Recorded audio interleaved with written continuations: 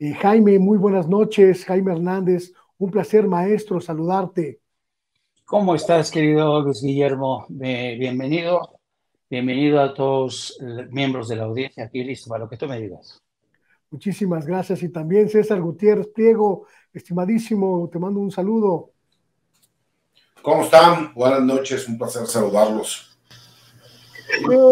¿Qué lectura le podemos dar? Una primera aproximación, maestro Jaime, a esta noticia de la liberación de Emma Coronel allá en Los Ángeles. Pues yo creo que la liberación de Emma Coronel, previo a acuerdo con el Departamento de Justicia de Estados Unidos, pues dice muchísimo de lo que esta mujer llegó a representar para el cártel de Sinaloa. Esta mujer siempre estuvo detrás de todas y cada una de las operaciones de Joaquín El Chapo Guzmán. Y a pesar de que ella en un principio había declarado que ella nunca se enteró, nunca estuvo al tanto de esas operaciones de su esposo. Lo cierto es que al llegar a un acuerdo con el Departamento de Justicia, reconoció que efectivamente ella estaba al tanto de todas y cada una de las operaciones.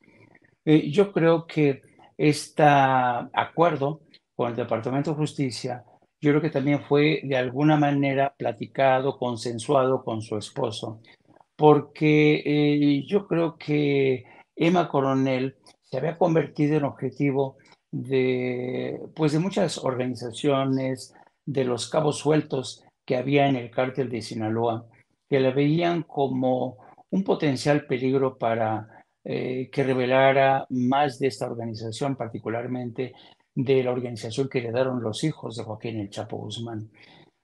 Otra parte interesante que a mí en lo personal me resulta un tanto chocante ha sido esta glamorización de la esposa del Chapo Guzmán.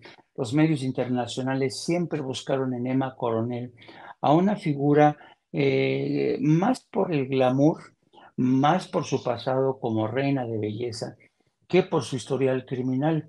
Y entonces prácticamente yo no sé si eso la ayudó en términos de sentencia, porque fue realmente una sentencia bastante leve en una prisión de Estados Unidos de Nueva York. Y yo creo que al ser liberada, pues prácticamente Emma Coronel no sabemos qué fortuna, qué cuentas bancarias tiene ocultas, cuál es su riqueza personal. Ella, hay que acordarnos, es la madre de dos de las gemelas de Joaquín El Chapo Guzmán. Y no sabemos hasta qué punto realmente esta, esta condena realmente le exime ya de todos los delitos que habría cometido en colaboración con su esposo. Yo creo que a pesar de lo que muchos crean, este no es el punto final de la historia para Emma Coronel. Emma Coronel, no hay que olvidar, es una mujer muy joven todavía, muy, muy joven. Su esposo, Joaquín El Chapo Guzmán, está purgando una condena de por vida y yo dudo mucho que Emma Coronel pues permanezca en esta calidad de separada. No sé cuál va a ser su destino. Supongo que la red que creó el padre la tendrá en la mira, le estará vigilando. Pero sí llama muchísimo la atención este acuerdo alcanzado con el Departamento de Justicia y sobre todo llama mucho la atención la pena tan leve que le han impuesto.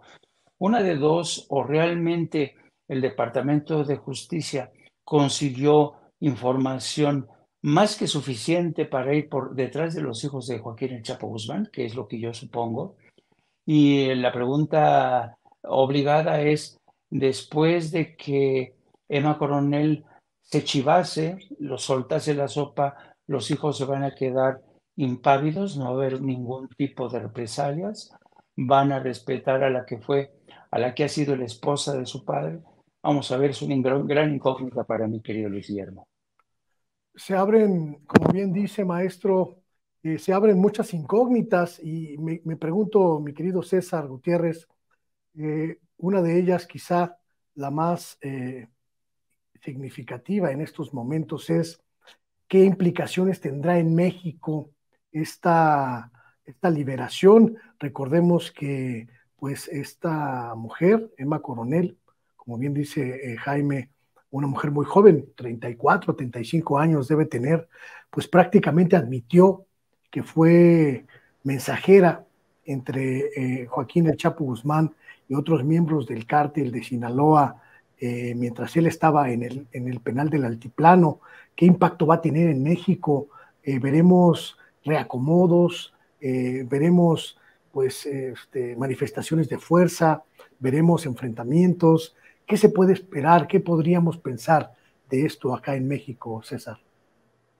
Mira, Luis, hay que recordar algo. Emma Coronel no solo es la esposa de Joaquín El Chapo Guzmán, es la hija del finado Nacho Coronel, que también era socio de Joaquín Guzmán, lo era, y uno de los líderes del cártel de Sinaloa. Entonces no estamos hablando de cualquier persona. Y recordemos que los grupos criminales, en específico un grupo criminal como el Cártel del Pacífico, conocido como Cártel de Sinaloa, pues las lealtades se dan también en base a las familias. Entonces, por parte del mismo grupo criminal no existirá ningún tipo de represalia.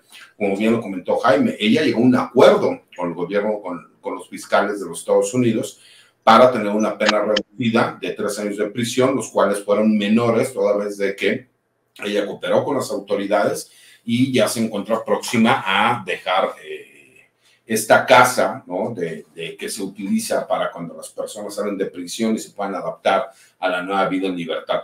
Pero también hay que recordar que ella tiene la doble nacionalidad y lo más seguro es que ella va a quedarse a vivir en los Estados Unidos.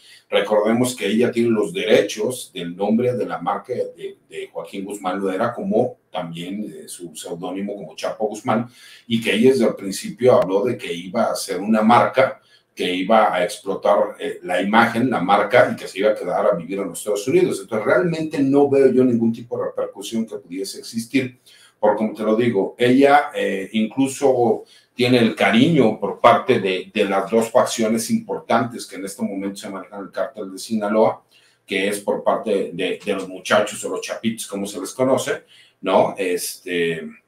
Y por parte del otro grupo importante y grande también del cártel de Sinaloa, los cuales pues obviamente no solo por ser esposa de Joaquín Guzmán, sino por el hecho de quién era su padre, que era Nacho Coronel, y que recordemos que era una de las cabezas principales del cártel de Sinaloa.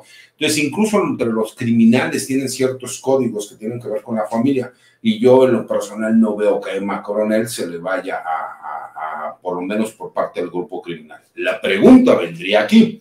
Si ella ya reconoció que sí cometió esos delitos, ¿qué es lo que está haciendo la Fiscalía General de la República?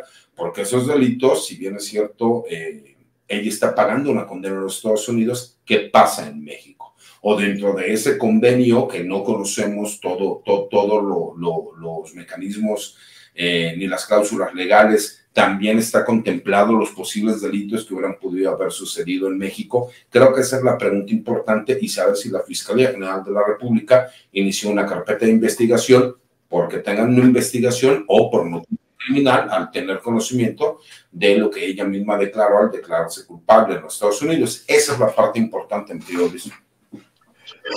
Esto que comenta César, estimadísimo Jaime, es verdaderamente significativo, muy relevante y además muy preocupante. No sabemos, no tenemos ningún dato, no tenemos ninguna idea clara de exactamente qué está haciendo la Fiscalía General de la República, la Fiscalía que encabeza Alejandro Gertz Manero en torno de este personaje. No sabemos si Emma Coronel tiene cargos en México, si tiene averiguaciones abiertas, si tiene expedientes o si estaríamos hablando de un limbo en materia de investigación en este caso. Y es lamentable que durante tantos años las autoridades judiciales de México y las autoridades policiales hayan tratado este tipo de casos con una política de brazos caídos. Hemos visto caso tras caso en el que la Fiscalía o la Procuraduría en el pasado no integraban expedientes, no iban más allá, escuchaban denuncias, sabían de los rumores que había de altos miembros del gobierno de México incrustados que formaban parte del crimen organizado. Pero siempre ha sido un misterio lo que sabe o no sabe la Fiscalía ahora en este caso. Y desafortunadamente, pues este es el triste correlato de cómo funciona el aparato judicial en México, donde no hay rendición de cuentas. Por eso los líderes del narcotráfico mexicano le tienen tanto miedo a ser extraditados a Estados Unidos, porque es en Estados Unidos donde a la hora de sentarse en el banquillo de los acusados, se enfrentan a expedientes, se enfrentan a órdenes de encauzamiento muy, muy, muy bien amarrados, muy bien sustentados, con grabaciones, con pruebas documentales, testimonios de testigos protegidos. Y esto no lo hemos visto literalmente del lado mexicano. No hay una colaboración, no la ha habido. Ha habido, lo que es más, ha habido una complicidad manifiesta. Y esto el gobierno de Estados Unidos lo sabe muy bien. Desde la época de Carlos Salinas de Gortari, era evidente que el hermano de Carlos Salinas de Gortari, Raúl, era un colaborador de los cárteles colombianos. Él inventó junto con el ejército el sistema del famoso semáforo verde para dejar aterrizar a las naves que venían desde Colombia. ¿Y qué pasó? Pues nunca hubo una investigación, nunca se incriminó a Raúl Salinas de Gortari. Durante la presidencia de Vicente Fox, yo recuerdo que estando como corresponsal en Washington, platicando con los máximos responsables de la lucha antinarcóticos, yo les llegué a preguntar si acaso ellos tenían sospechas de que el gobierno de Vicente Fox había sido permisivo con algunos líderes de los cárteles, y ellos me dijeron que sí, ellos tenían sospechas muy fundadas. Nunca me dijeron con qué cárteles Vicente Fox trabajaba. Y el caso de Felipe Calderón, pues hoy sabemos, ¿no?, cómo el señor Genaro García Luna pues estaba incrustado, formaba parte de. Por eso es triste reconocer que, insisto, el correlato de la lucha antinarcóticos en México nunca ha pasado por la creación de expedientes, y si los hay ahora, en esta nueva etapa, pues difícil saberlo, porque ya sabemos cómo trabaja el señor Gertz Manero. Hay una imagen que me dejó paralizado, maestro, que ahora que estás haciendo estos comentarios, la imagen de la política de brazos caídos en materia de lucha, o al menos en materia de lucha jurídica contra el narcotráfico. Escuchábamos hoy al gobernador de Tamaulipas, creo que tenemos por ahí el segmento, hablar precisamente sobre la protección la protección a un periodista amenazado, a una periodista amenazada, pues por el exgobernador Francisco Javier García Cabeza de Vaca. A ver, vamos a escucharlo, porque habló precisamente de este asunto. Las que son reales son más que suficientes. Gobernador, ¿se mantiene vigente la orden de aprehensión en contra de Cabeza de Vaca entonces? A lo que tenemos nosotros entendido, así es. En cuanto pise territorio mexicano, ¿se le puede apresar? Así es. Oiga, gobernador, permítame regresar al caso de esta periodista. ¿Cómo le está protegiendo el Estado? Manteniéndonos en contacto con ellos y teniendo gente que la está acompañando. Pero ¿se confirma entonces esta información de que sí había una fosa común al interior de este predio, gobernador? Había restos óseos. ¿Y la propiedad sí era del exgobernador? De la información que yo tengo hasta el momento es que no está directamente a su nombre, pero sí él tiene una oportunidad. Gracias, gobernador.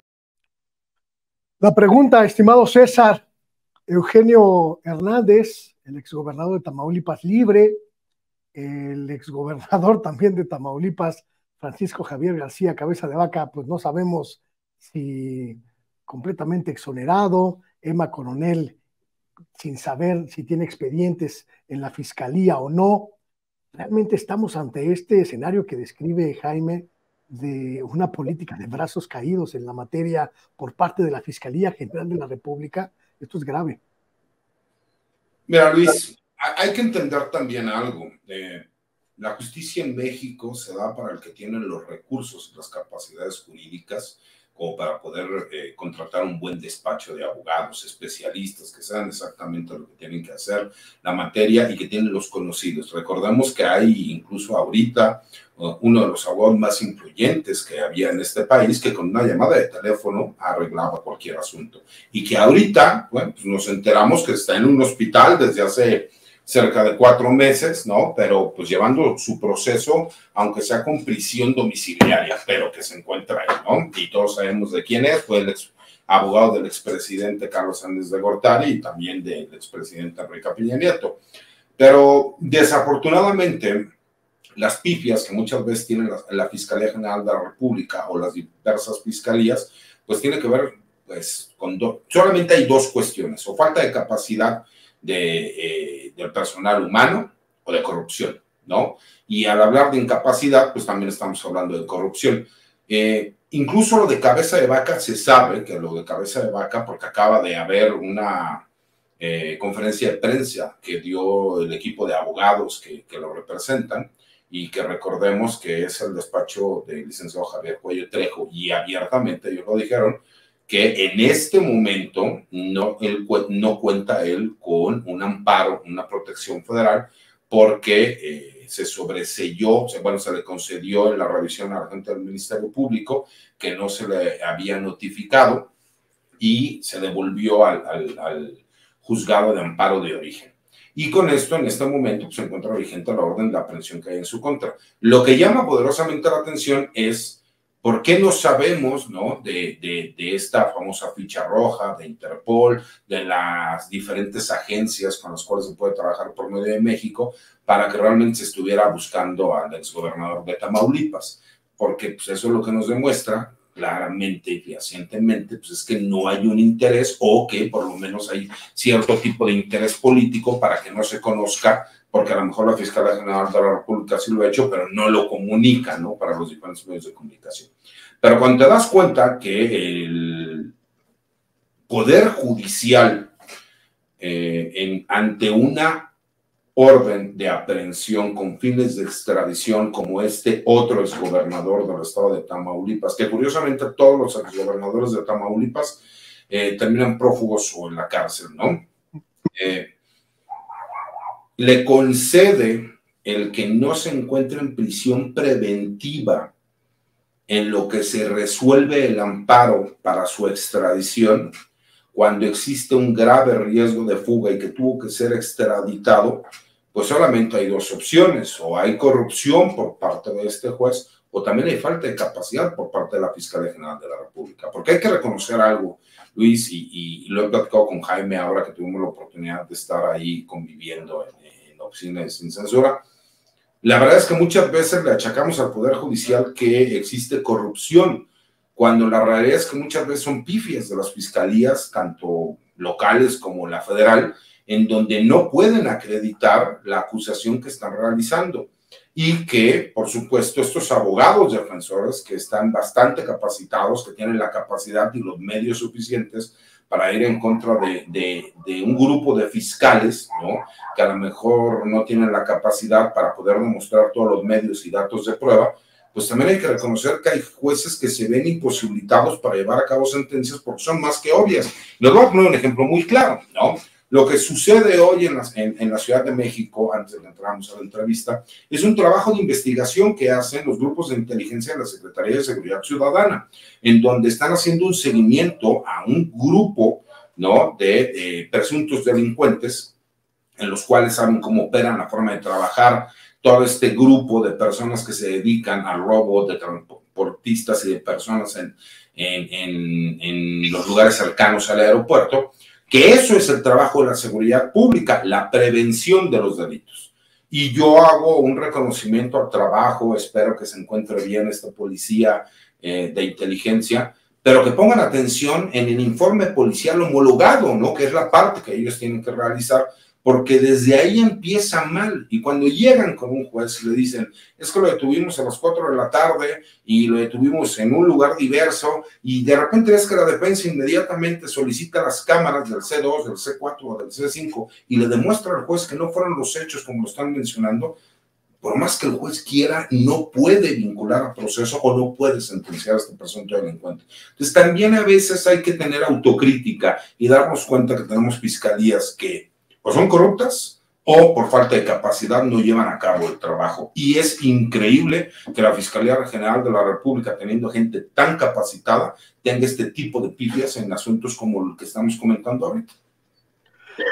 ¿Hay algún riesgo? Y lo pregunto solo como exploración, no con el ánimo de especular, estimadísimo maestro Jaime Hernández. ¿Hay algún riesgo de que esta omisión o estas pifias, esta incompetencia puedan en algún momento en el futuro ser interpretadas como una connivencia entre las autoridades de la Fiscalía y el crimen organizado, un olvido, una omisión deliberada para no llevar a cabo indagaciones en materia de narcotráfico?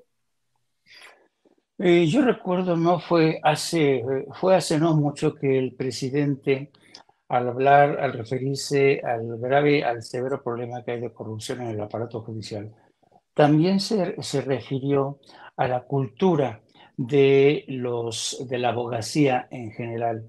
Si tú, por ejemplo, haces un sondeo o haces un estudio de campo sobre quiénes son los abogados más exitosos a la hora de ser contratados, de tener los grandes despachos, por regla general, son aquellos abogados que se han convertido en expertos en encontrar fisuras, en expertos en escurrir el bulto y se aprovechan, como decía bien César Gutiérrez, se especializan en encontrar por dónde es la parte más débil de la acusación.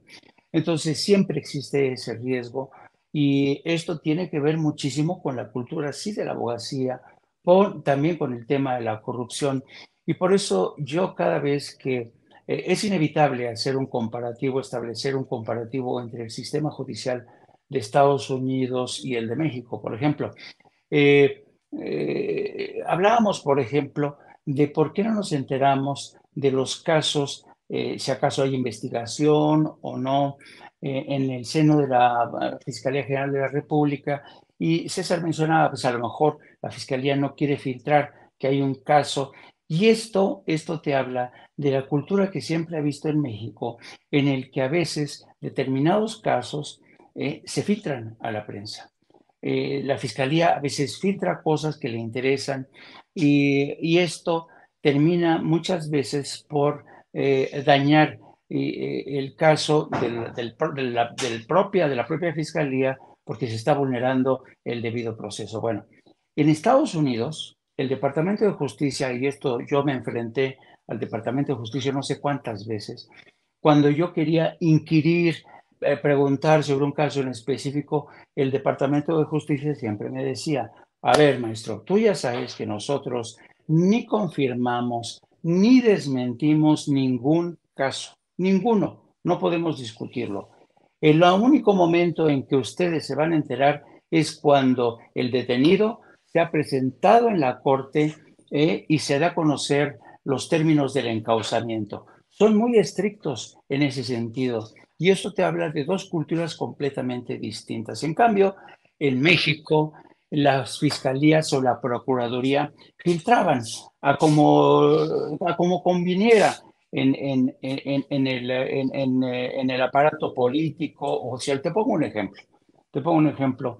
Yo estando todavía como corresponsal en Washington, un día me habla el director del periódico El Universal para decirme, oye, nos dicen de Los Pinos que hay un caso contra Kate del Castillo vinculado al tema de su empresa, investíganos. Y entonces, en cuanto me preguntan eso desde el periódico, yo les dije, oye, espérame, el Departamento de Justicia no me va a confirmar ni va a desmentir eso. No lo hacen y no lo van a hacer nunca. Y se bueno, es que nosotros tenemos, digo, sí, pero del lado mexicano todo se filtra, todo se conoce, acá no, porque los fiscales en Estados Unidos son sumamente cuidadosos, no permiten que se filtre nada en absoluto. ¿Por qué? porque un caso tan relevante como, por ejemplo, el caso del Chapo Guzmán, el caso de toda esta gente del Mayo y el Zambada, no pueden permitirse que se filtre ni un solo detalle, porque entonces los abogados de la defensa dicen, se vulneró el debido proceso. Entonces, siempre va a existir ese riesgo en el caso de México, no solamente por un aparato judicial que ya sabemos que, no digo que todo, no puedes generalizar, pero hay problemas de corrupción severos en el aparato de justicia y además hay despachos especializados en justamente buscar cuáles son los puntos más vulnerables, dónde está esa fisura. Son expertos en eso. Digo porque yo tengo amigos que son abogados especialistas precisamente en buscar en la ley cómo es posible agarrarse de determinado hecho, por ejemplo, problemas en el registro de horarios, testimonios, la interpretación de una ley. César sabe mucho mejor de esto que yo, pero créeme, siempre va a existir ese riesgo en el caso de México. Hay un tema que también vinculado con esta circunstancia de Emma Coronel, pues sigue pendiente, que es el caso de Ovidio Guzmán. Estimadísimo César, ¿qué va a pasar con ese caso y qué podemos esperar en los próximos días, en las próximas semanas, en función también de tratar de conectarlo con esto que ocurrirá mañana allá en Los Ángeles? Bien, recordemos que Ovidio Guzmán está siendo requerido por las autoridades norteamericanas y que incluso la detención que se llevó a cabo aquí en México es por estos delitos, ¿no? Que una corte de los Estados Unidos solicitó a México en extradición, México se concedió. Por supuesto que existen carpetas de investigación derivados de la primera vez que lo quisieron detener, que fue conocido por todo México como el Culiacanazo, y a su vez en esta segunda ocasión, cuando ya lo detienen por fin las fuerzas especiales del ejército mexicano, pues obviamente hubo carpetas de investigación que se iniciaron por diversos delitos. Pero recuerda que aquí lo único que estamos esperando es que se resuelvan los amparos que él presentó para no ser extraditado hacia los Estados Unidos. En cuanto se resuelvan los amparos, si no se le conceden como tal, entonces él será deportado hacia los Estados Unidos a petición de esta orden de extradición para que se presente en una corte de los Estados Unidos para ser juzgado. Estamos prácticamente en ascuas en estos dos temas y seguramente en los próximos días pues vamos a tener mucha información. Quiero cerrar esta mesa cambiando un poquito el tema, aprovechando que los tengo a ambos para hacer el cierre de este asunto. Hoy el presidente de Morena, Mario Delgado, pues anunció ya, digamos, el calendario de lo que será pues la definición de las candidaturas a los gobiernos estatales. Dijo Mario Delgado que a partir del día 18 de septiembre, casualmente el día que Marcelo Ebrard iniciaría sus recorridos nacionales de protesta o de berrinche o de queja o de información sobre lo que él considera un fraude interno, pues ese mismo día la dirigencia nacional de Morena va a lanzar la convocatoria para las 9 gubernaturas que estarán en disputa. No sé si fue plan con Maya de Mario Delgado, no sé si fue plan pues para sofocar cualquier viso, porque evidentemente todo se va a volcar hacia allá. ¿Qué podemos interpretar de esto, estimado maestro Jaime? Bueno, a mí me llamó la atención mucho el mensaje de Mario Delgado al atacar la petición, la impugnación que ha presentado Marcelo Ebrard, y anunció hoy que él va a someter a un examen minucioso, exhaustivo, estas peticiones, esta impugnación de Marcelo Ebrard. ¿De qué se trata aquí? Todo el mundo sabe que la acusación, la impugnación de Marcelo Ebrard ataca al corazón de la credibilidad del proceso, ¿no? De ahí, de hecho, se ha colgado la oposición para señalar que a pesar de que ha sido un proceso de auscultación, pues esto ha sido el dedazo de Andrés Manuel, ¿no? Intentan quitarle credibilidad y han encontrado un poderoso aliado a Marcelo Ebrard y sus acusaciones. Entonces, lo que ha hecho Mario Delgado es decir, vamos vamos a tomarnos muy en serio esta acusación de Marcelo Ebrard. He ordenado una investigación exhaustiva. Pero yo, francamente, Guillermo, César, creo que no va a ir más allá de lo que ya se dijo. A mí me gustó mucho la columna que escribe hoy César, en la que simple y sencillamente, y yo coincido con él, en el sentido de que a pesar de este alegato de Marcelo Ebrard, lo cierto es que el margen de actuación de Marcelo Ebrard se está reduciendo considerablemente, considerablemente. Él sabe que, por eso yo creo que Mario Delgado ha hecho este planteamiento, hecho declaraciones tan contundentes para restarle credibilidad a las acusaciones de Marcelo Ebrard. Y Marcelo Ebrard sabe que no van a encontrar, no van a poderse sustanciarse las acusaciones que ha lanzado.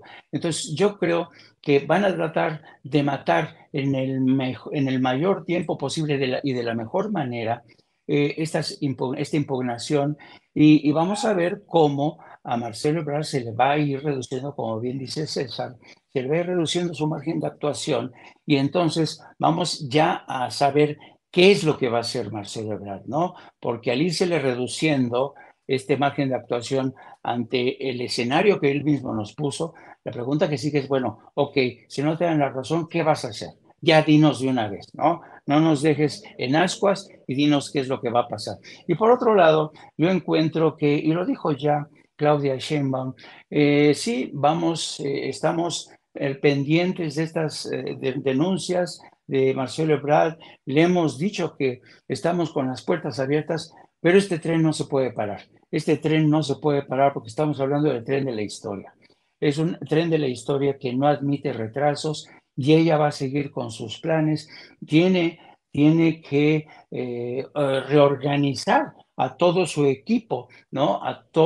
Ella es la responsable a partir de ahora. Vamos a ver cómo se dilucidan los nombres de los candidatos para estas 9 gubernaturas. Así es que ya Claudia Sheinbaum está en otro canal, está en otro episodio, mientras Marcelo Ebrard se entretiene tratando de distraernos con el escándalo del fraude en procesos de auscultación y decisión de Morena. Pero yo insisto, se le acaba el tiempo a Marcelo Ebrard. Leíamos esta mañana, como dice Jaime, la columna, y me quedaba como una certeza, una sensación de que Marcelo Ebrard está en este momento en el peor de los escenarios posibles. No rompió con Morena definitivamente, y eso lo coloca en un limbo en términos políticos, estimado César. Prácticamente todas las voces de la oposición, las voces mediáticas, las voces al servicio del viejo régimen, le critican tibieza al no romper con Morena y al no pues enfrentar abierta y explícitamente al partido y quedarse en él indefinidamente mientras se decide. La gran mayoría de quienes se suponía que estaban con él, pues hoy prácticamente están dando pasos hacia atrás, muchas de ellas pensando en sus propias perspectivas políticas. La serie de informes que presenta sobre irregularidades en muchos casos parecen no sustentarse sobre hechos veraces, sobre documentos fehacientes, sobre pruebas explícitas y claras, y quizá pues es una especie de callejón sin salida en el que él se ha metido. Fíjate, Luis, que titulo la columna Marcelo no quiere irse, pero no sabe cómo quedarse. Y explico, ¿no?, cuáles son, a mi punto de vista, el por qué Marcelo está jugando un poco este juego, ¿no?, de que quiere vender caro su amor. Y vender caro su amor no significa que se va a quedar en Morena para ver qué opciones puede tener, sino que incluso hoy sale Dante Delgado a darle un poco juego, ¿no?, a esta posibilidad de que pueda ser candidato de Movimiento Ciudadano a la presidencia de la República. Pero también hay que ser muy claros, en la política no existen lealtades, ¿no? O hay proyectos o hay intereses personales, y nos damos cuenta que aquí, bueno, pues mucha de la gente que él piensa que cuenta con ellos, pues realmente no van acorde al proyecto que él está buscando o tienen intereses personales distintos.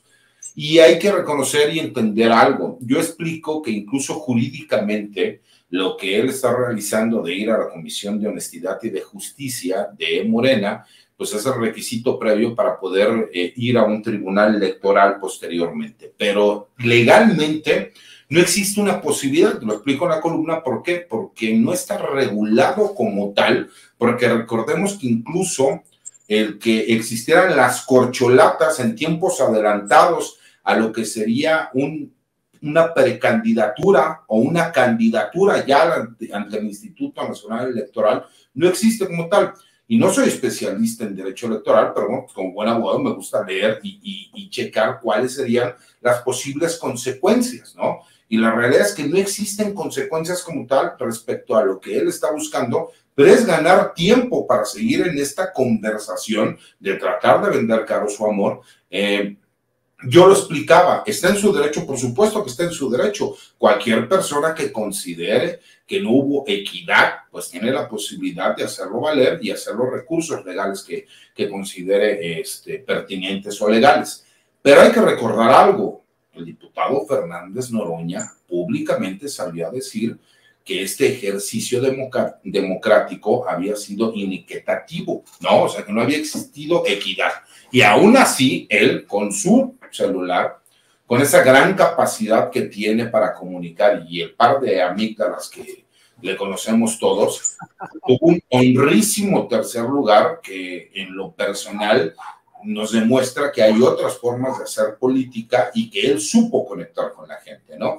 Y que él es el hermano menor, ¿no? Del PT. Imagínate si él fuera parte de Morena, a lo mejor hubiera podido quedar en un logro todavía superior. Pero él salió públicamente, hizo esa manifestación pública y dijo, todos nos comprometimos a respetar.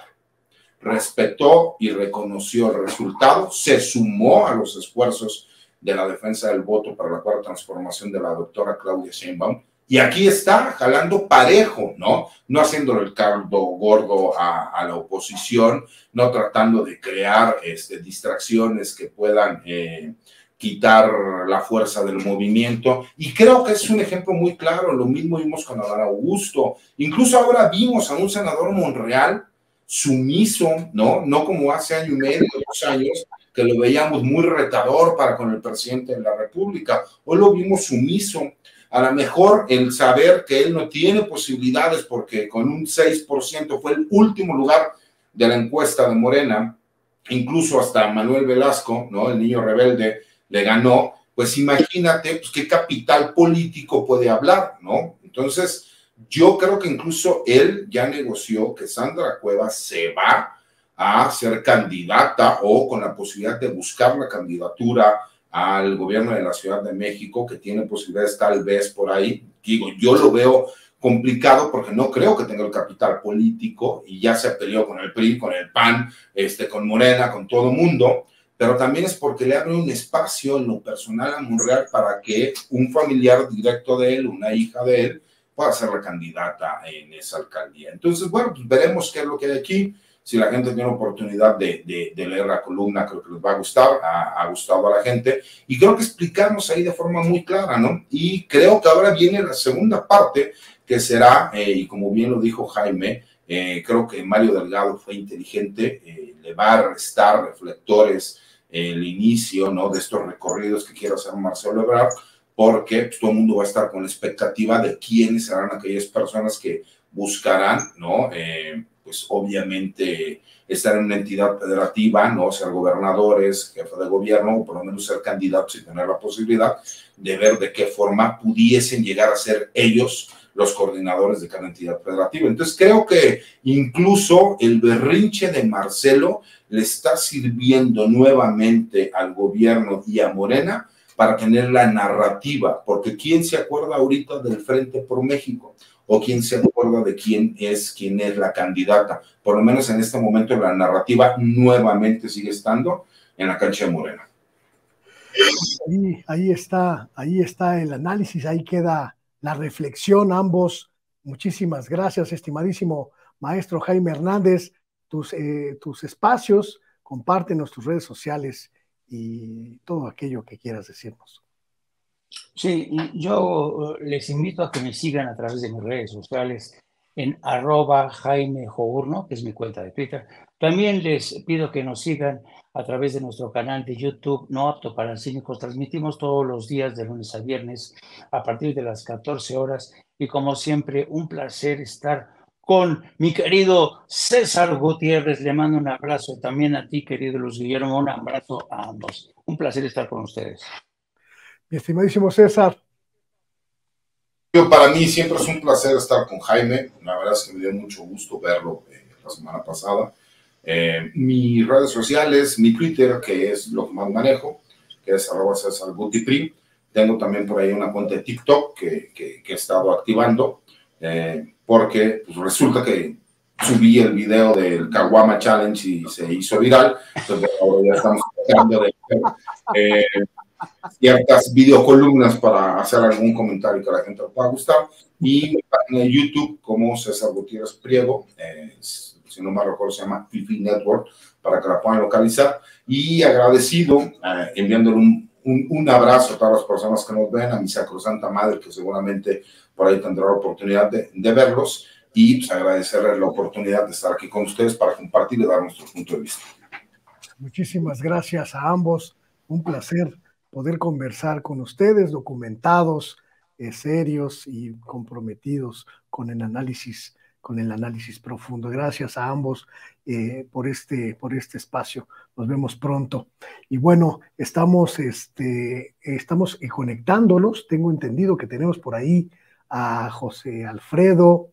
Está terminando esta reunión insólita en el Palacio Legislativo de San Lázaro, donde, pues, le digo yo, lo que podríamos llamar la reivindicación de Jaime Maussan, este hombre, pues, especialista en el fenómeno OVNI, por primera vez en la Cámara de Diputados, donde se va a regular, escúchelo usted bien, se va a regular en la materia. Los ovnis y los marcianos llegaron ya a Palacio Legislativo de San Lázaro. Vamos a ver. ¿Puede mandar a las nuevas juventudes mexicanas? Pues ahí está, creo que es en el propio ejemplo, ¿no? O sea, que hay que persistir en lo que uno cree, que hay que hacerlo con honestidad, con rectitud, que hay que trabajar todos los días, hay que levantarse muy temprano, hay que estar ahí siempre, hay que creer en los ideales de uno y en lo que uno cree que es la verdad. Yo creí que esto era verdad y a veces fue muy difícil, hubo años en que pensé que me iba a morir sin ver esto. Por eso para mí lo que ha hecho Sergio Gutiérrez Luna, el diputado, es extraordinario. Para mí es un premio lo que ha ocurrido aquí esta noche y es gracias a él.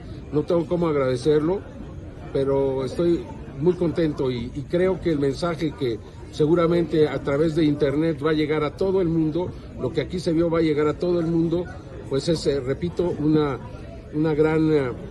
gran premio para todo este esfuerzo realizado. Felicidades. Muchas gracias. El fenómeno OVNI por primera vez tiene relevancia en términos formales en una institución mexicana, en el Congreso de la Unión. No es un asunto menor y tampoco es un asunto de frivolidad, tampoco es un asunto de creer o no. Estamos hablando de ciencia, estamos hablando de evidencias, estamos hablando de una discusión que el mundo entero está dando. Vamos a un pequeño corte y regresamos con la mesa de investigación de Contralínea y Sin Censura, una charla con la periodista Nancy Flores. Usted la conoce muy bien, una periodista seria, sobria y con un filo, mire, de cuchillo recién afilado, literalmente. Y después, no quiero que se vaya a perder, se lo ruego, lo invito a que se quede, porque luego viene una entrevista, una conversación con el exalcalde en Miguel Hidalgo, Víctor Hugo Romo, que trae una bomba atómica. Nada más le adelanto. La candidata presidencial del PRI y el PAN, pues ya podemos denominarla la nopal, porque cada día le salen más propiedades el exdiputado, el exalcalde Víctor Hugo Romo la bautizó ya como Mochitl. Le vamos a explicar por qué más adelante, y además lanza una denuncia gravísima. Lo quieren callar precisamente porque sabe quién es Xochitl Gálvez. Así que no se vaya a perder la emisión de hoy, que está buenísima. Vamos a un pequeño corte y volvemos.